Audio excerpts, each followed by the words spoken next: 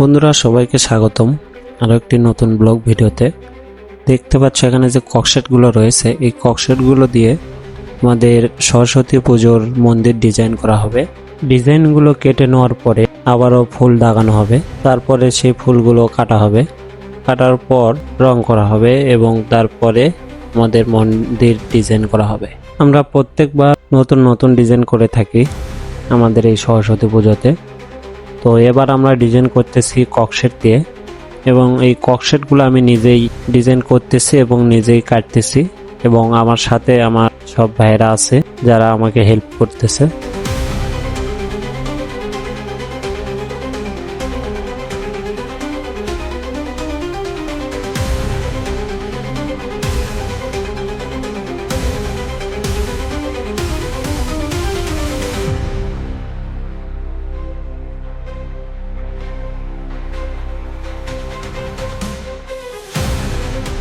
এই যে এখানে যে ডিজাইনটা দেখতেছেন, এই ডিজাইনটা অলরেডি কাটা হয়ে গেছে।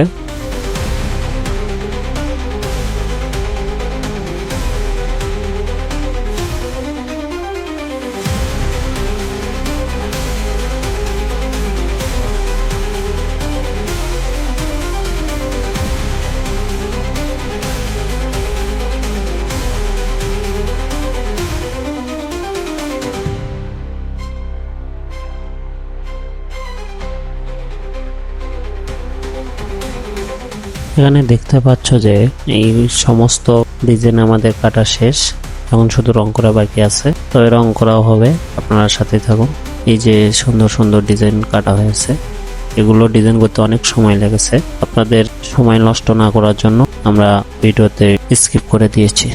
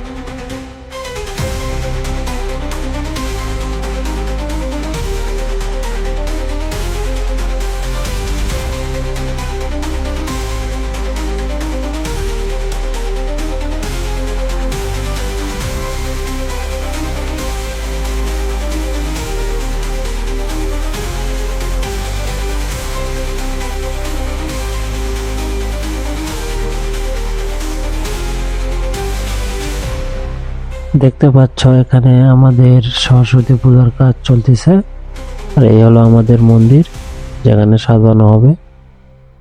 সম্পূর্ণ ভিডিও দেখতে চাইলে অবশ্যই আমার চ্যানেলটি সাবস্ক্রাইব করুন, পার্ট বাই পার্ট ভিডিও পেয়ে যাবেন। ধন্যবাদ।